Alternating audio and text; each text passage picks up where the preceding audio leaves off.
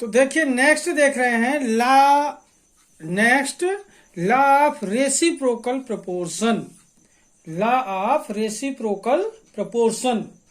अब यहां पर देखें लॉ ऑफ केमिकल कॉम्बिनेशन का ये फोर्थ लॉ है, law of reciprocal proportion.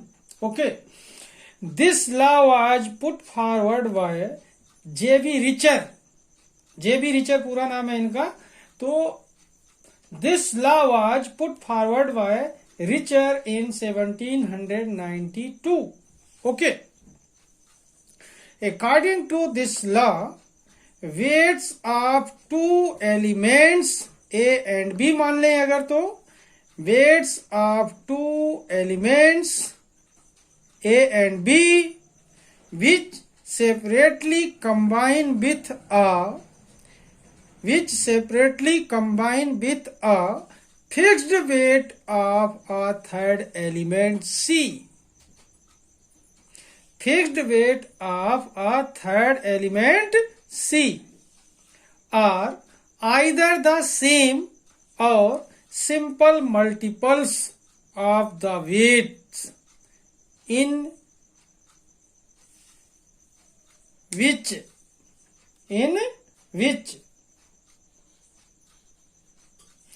they combine with each other.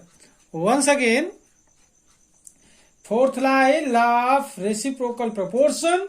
This law was put forward by Richer in 1792. According to this law, weight of two elements A and B which separately combine with a fixed weight of a third element C are either the same or simple multiples of the weights in which they combine with each other. Okay. अब देखते हैं इसके examples के बारे में। ठीक है, अब यहां पर देखें एग्जाम्पल की बात करते हैं। ये जो एग्जाम्पल है ध्यान दें, यहां पर देखें example, two elements carbon and oxygen.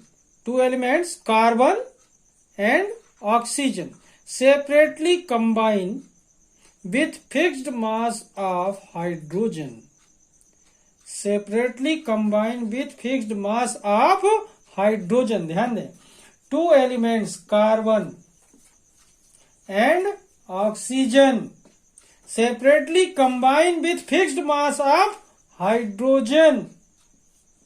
Okay, ये आपको तीनों एलिमेंट दिख गए। Two elements carbon and oxygen separately combine with fixed mass of hydrogen and forms CH4 methane, H2O water and CO2 carbon dioxide. Such as, यहां पर देखें ये एक ट्राइगोन बना हुआ है। यहां पर देखें हाइड्रोजन, ऑक्सीजन, कार्बन। तो यहां पर देखें कार्बन और ऑक्सीजन हाइड्रोजन से सेपरेटली कंबाइन हो रहे हैं। तो कार्बन हाइड्रोजन से मिक्स होकर के क्या बना रहा है? CH4 methane. क्या बनाया? मीथेन। यहां पर ऑक्सीजन हाइड्रोजन से मिलकर क्या बनाया? Water, H2O। कार्बन ऑक्सीजन से मिलकर क्या बना रहा है? CO2 carbon dioxide. ओके, अब देखते हैं इनमें इनके रेशियो के बारे में। ठीक है,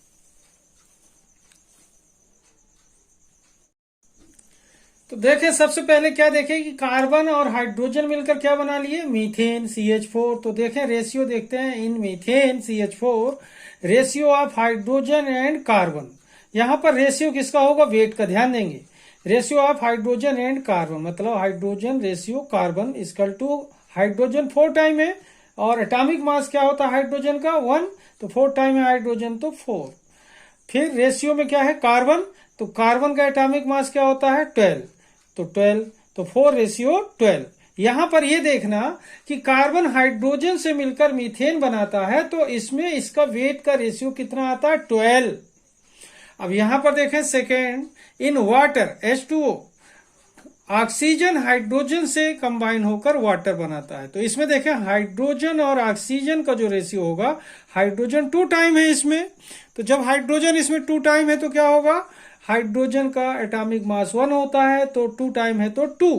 रेशियो में ऑक्सीजन, तो ऑक्सीजन 1 टाइम है तो ऑक्सीजन का एटॉमिक मास कितना होता है, 16।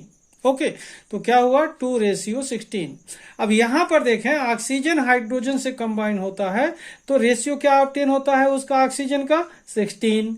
यहां पर CH4 बनाता है कार्बन हाइड्रोजन से कंबाइन होकर, तो कार्बन का रेशियो क्या ऑब्टेन होता है, 12। तो जब कार्बन और ऑक्सीजन आपस में कंबाइन होते हैं तो क्या बनता है, सिमिलर देखें यहां पर, इन कार्बन डाइऑक्साइड क्या बनाते हैं, ये कार्बन और ऑक्सीजन मिलकर कार्बन डाइऑक्साइड बनाते हैं। तो कार्बन और ऑक्सीजन का जो रेशियो है, कार्बन 1 टाइम है तो 12, कार्बन कितना है 1 टाइम है तो 12। और यहां पर देखना ऑक्सीजन कितने टाइम है, 2 टाइम, तो कितना होगा 32, कितना होगा 32।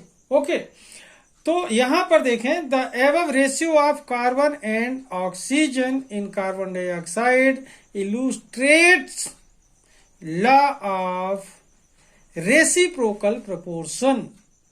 Once again, the above ratio of carbon and oxygen in carbon dioxide illustrate